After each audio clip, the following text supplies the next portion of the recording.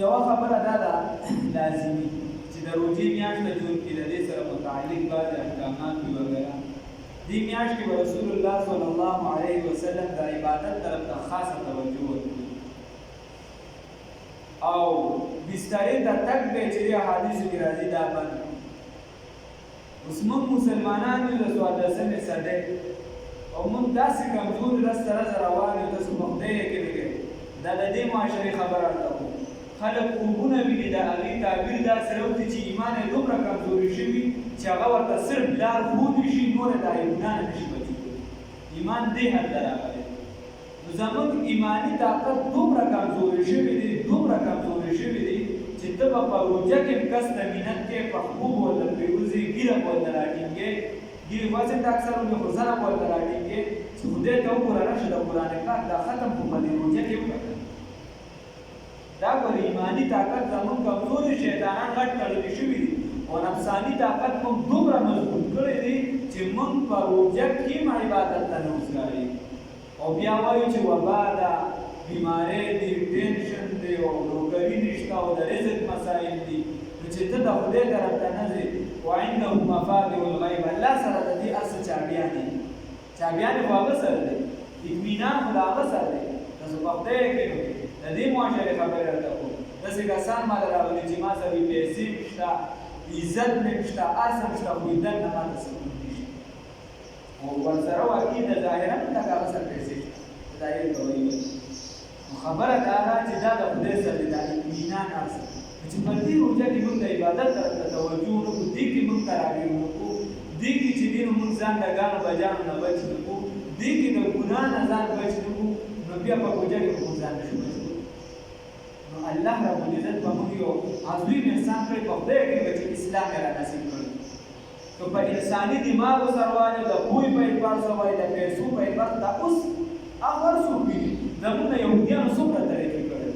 یورپ والا څومره طریقې په خدای په ذهني اعتبار سره چې واخلي هغه موږ ډېر روان دي د دنیا په اعتبار سره موږ ته الله اسلام را نصیب کړی په دې چې موږ خدای شکر ادا کړو او شکر دغه دی چې په اندامونو باندې وښایو خدای ته په زړه باندې تسلیم ګولا شي هغه موږ تسلیم کړي دي ایمان هم راوړی دی الحمدلله نو د روژې دا میاشت ده چې دلته عبادت شروع په دې کې عبادت طرف ته توجه ورکړو دا پریکټس دی ګوره په یو میاشت کورسونه یې په هغې کې چې څوک څه زده کړي نو هغه بیا په ټوله زندګۍ کې په کار راځي دا یو میاشت تا کورس کېږي ته تیارېږي تا ته د پنځو وخته لمونځونو راهنمایي کېږي که دا په دې کې پنځه وخته پابندۍ سره لمونځ د الله د رضا لپاره شروع لږ محنت دې شروع کړو نوافل دې شروع کړو د قرآن سبق دې شروع کړو نو آینده زندګۍ کې به همدغه شان او که نه دې کې ته سم نه شوې نو آینده زندګۍ کې بیا مشکله ده الله دې راته توفیق راکړي بل موږ کمزوري دا کړو چې بل ته ګوته نیسو دې ته نه ګورو چې زما زوی عبادت کوي که نه مثال په توګه یو کس زامن وي زما ورور عبادت کوي که نه کوي بل ته ډېره ښه ګوته نیسو یا زه پخپله څومره اوبو کړي زه څه کړو بل ته ګوته نیسو په دې روژه کې موږ د غیبت نه نه منې کېږو په دې کې موږ د رواني د کارونو نه منې کېږو د بل مسلمان خیال نه ساتو دا خو بیا هسې زیاتې دي نو پکار داسې ده چې موږ د ځان طرف ته د خپل کور د ماحول طرف ته متوجه شو د روژې موجې ډرامې دا کوم د خدای له طرفه حکم راغلی چې دا د روژې ډرامه ده دا د روژې ډرامه ده چې دا ډېویګان یو څه بل څه بند کړو د الله طرف ته توجه پیدا کړو ورکېږو په خدای کې او کشران چې دي د دین طرف ته توجه وکړو ورنه داسې وخت وي چې بیا به پردی طرف ته سمیږو نه موږ به د دنیا حالات داسې راټیټي بیا به ته د اسلام طرف ته راځې خدای د حدیث مفهوم دی رسول الله صلی الله علیه وسلم فرمایي تاسو به بیا د نیکۍ حکم که تاسو پرېښودو د بدۍ نه منع کول پرېښودو بیا به داسې وخت راشي چې ستاسو نیکان هم بنده نه یادېږي ښه نیکان یاد دي هغې کې مجدد هم راځي کتب هم راځي ابدال هم راځي هر څوک پکې راځي ستاسو نیکان خلک به د خدای نه دعاګانې غواړي او د هغې دعاګانې به نه کېږي نو په دې روژه کې عباداتو طرف توجه پکار ده په دې کې یو مونځ دی د هغې راته اوس هغه کوم عام نفلونه هم ډېر پکار دي تهجدو ده زور ورکړو د هغې به یو مونځ به داسې کله ناکله تذکره کړو چې انسان هغې طرف ته ذهن جوړ شي په دې کې یو مونځ دی د صلات التسبیح ویل شي مونځ د تسبیحاتو په هغې کې تسبیحات ډېر زیات دي نو د دې په حدیثو کې ډېر برکت او فضیلت راغلی رسول الله صلی الله علیه وسلم خپل تره ته حضرت عباس رضی الله تعالی عنہ د امر سول ما صلات التسبیح ورته ویلي خپل ترته عباس رضی الله تعالی عنہ رسول الله صلی الله علیه وسلم د امر سول رسول الله صلی الله علیه وسلم که اره راځي کولی شي طاقت دي نو اره راځي که هر راځي نشي کولی هفته کې یو پیرا کاوه هفته کې نشي کولی میاشت کې کاوه میاشت کې نشي کولی کال کې یو پیرا کاوه په کال کې نشي کولی په عمر کې خو خامخا یو پیرا دا صحیح ده دا موږ ورته وایو رسول الله صلی الله علیه وسلم تر مبارک ده وخا یو خبره بل رسول الله صلی الله علیه وسلم دا غي فضایل خبره شي دی وای دا فضیلت خو دي که چرته د عالم د شکو برابر د چا ګناهونه یغه په الله رب العزت نه کوي عالم یورینستان د کتابونو داسې لیکي چې ډېر زیات شي نقطه رسول الله صلی الله علیه وسلم فرمایي دا هغه برابر چې دي د چا ګناهونه یو ته په ورته معافي ولا انسان چې راګي دي اکثریت د ګناهونو د وجه راګي ما اصابكم من مصیبت الا باذن الله خدای تعالی راځي بل چې الله رب العزت فرمایي چې سبب استاسو لاسونه کوي سبب استاسو لاسونه کوي عبد الله ابن مبارک رحمت الله علیه په هر ماسپهین د مون نفس کوم چې د امام بخاری سے استاد او د امام ابو حنیفه سے شاګرد هغه به د هر ماسپهین د باب نفس د موس کو دا موږ کو یو خبر عبدالعزیز ابن ابي رواد رحمت الله علیه فرمایي وی چې کوم بنده جنت ته تلل غواړي نو هغه صلات تسبیح کوي هغه صلات تسبیح کوي او ابو عثمان رحمت الله علیه یو بل بزرګ ته هغه فرمایي چې د مصیبتونو او غمونو نه نجات غواړي نو صلات تسبیح لازمي دي دا موږ کوي چې د مصیبتونو او د غمونو نه نجات غواړي نو صلات تسبیح لازمي کوي نو د روزي میاشته انسان لا پکار دي چې دا عبادت کوي لازمي د دې دوه طریقې راځي په حدیثو دوه طریقې دی یو په دې کې یو کلمه ویل شي سبحان الله والحمد لله ولا اله الا الله والله اکبر ولا حول ولا قوه الا بالله العلي العظيم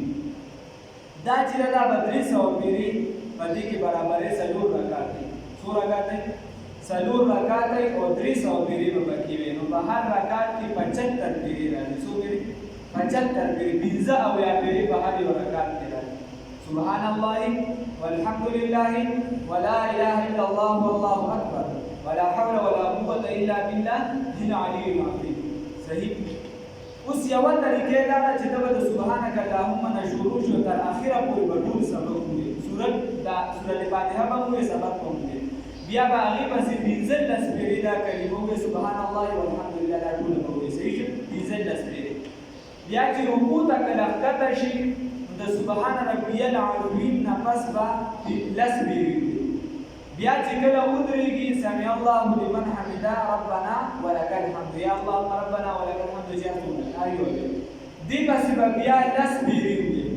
بیا چې سجدې ته ښکته شي پس ته دای چې کوم درې پیری تسبیحات دای نه پس بیا لسپری بیا چې راپاسې د سجدې په دواړو سجدو په منځ کې بیا لسپری او بیا چې سجدې ته ښکته شي بیا به لسپری صحیح شو د هغې نه پس به بیا کښېني سجدې پسې مو خو هم کینونه ډایرکټ پاسو په دې موقع باندې به کښېني لسپری به بیا برابر کړي نو دا څومره دا 75 پیری شي چې دا دی وي الله اکبر دی وي په پس بیا همدا کشان طریقه بیا شروع شو درې رکعات دا یو طریقه شو بل طریقه لږه اسانه ده د دې په دې طریقه پوه شو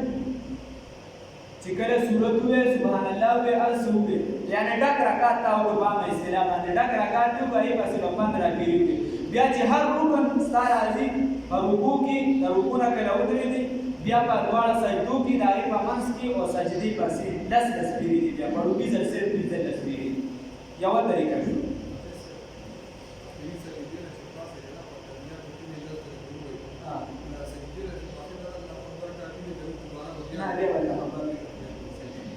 یوه دا طریقه شو بله اسانه طریقه ده په تاسو بخیر د بوجي په سړي باندې چې خبره اوږده شوه دا شوه خو روژه د خیر ډېرې سختي برداشت ये पहर तो हासिल है बुरे है के भले है दो चार कदम हम भी तेरे साथ चले دا پهر ورته حاصل دي چې د معمولي شانتې سختي موخه تېره کړه په روژه کې دا د الله رب العزت ورکړه خبره دا ده بله طریقه دا ده چې سړی څلور رکعاته نیت ودرې نیت یې هم د خلکو د نیت نه لویه بلا جوړه کړې چې داسې وهغسې بس څلور رکعاته صلات تسبیح وکړو دا یې ستا لپاره الله اکبر دا نور پکې ویم کنه چې بس دا دنیا دي چې څلور رکعت سره د تسبیح کو بس کافي الله اکبر وې شروع واچو تا شروع واچو سبحانك اللهم دیوی لا اله غیرک پوری بوې دې پسې کلمه وغیرہ نه وي انزل اسمري بوې سبحان الله والحمد لله ولا اله الا الله والله اکبر ولا حول ولا قوه الا بالله العلي العظيم دا څو پیری انزل اسمري لا اله غیرک پسې بیا اعوذ بالله بسم الله بوې بیا به سورۃ فاتحه به وي الحمد او ورپسې به بل سورۃ المؤمنین ډک رکعت به وکړي بیا به ورپسې لس پیري وي بیا به په رکوع کې لس پیري په ولاړ لس پیري په سجده کې لس پیري د دواړو سجدو منځ کې لس پیري په بله سجده کې لس پیري خو هغې پسې بیا ناسته نشته ځکه چې دا دلته سر کې پنځه لس پیري ویلي هلته بیا ناسته نشته به ډایرکټ به بیا پاسي بیا به ډایرکټ چې کله پاسي نو کلمه به نه وي سبحان الله والحمد لله د دې نه به ډایرکټ شروع کې پنځه لس پیري به وي بیا به بسم الله الرحمن الرحیم وي دغه شان رکعت به چالو شي لس پیري به چې بیا وي صحیح شي په دې باندې بیا دغه شان 75 پیري 75 پیري به پوره کړي په دې پوه شئ که کوم کس ته پکې شي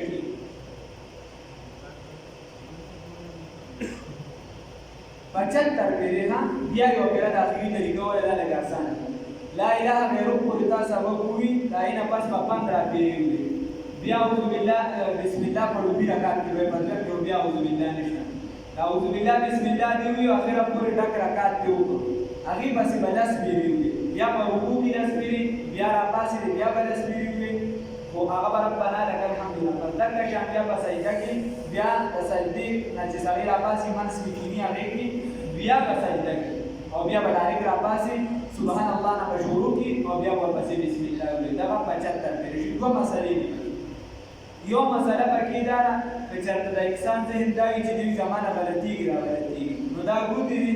مثال په توګه یو پیروي دی د زور ورکی بل پیروي دی بل زور ورکی بل داسې بسې سره کار دی چې سره صحیح کی یو بل مسله دا چې چېرته انسان د ذهن د خطا شو دل یو رکن کې دی چې مثلا د دنه په ولاړه کې چې دین لاس پیری دی نو دین هغه په رکوع کې شل پیری بیا نو په رکوع کې دی شي بیا به د سجده او نفس نه وي بیا به په سجده کې شل دی لکه شان په یو سجده کې دی شي په بل کې شل دی دا دوه مسلې دي الله رب العزت تعالی توفیق راکړي ډېر ثواب پکې کې دي چې وی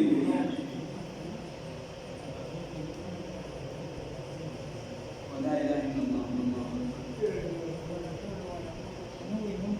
چرته ونوي سیدا خو ثواب ډیر باندې کې د حدیث کې دا راغلي چې وي ورسې دا تر دا طریقه هم د کتاب دا تر نه خوشاله شي الله د دوه دي هم خیر نصیب کړي الله عمل کې اخلاص پیدا کړي الله دې دا د وادار پر اظهار جوړ الله دا سجود کړه خوښ الله خپل په باندې الله تعالی دې نزاش الله دا ناس چې اخلاص لري الله تعالی نزاش اخر وقت الله عظیم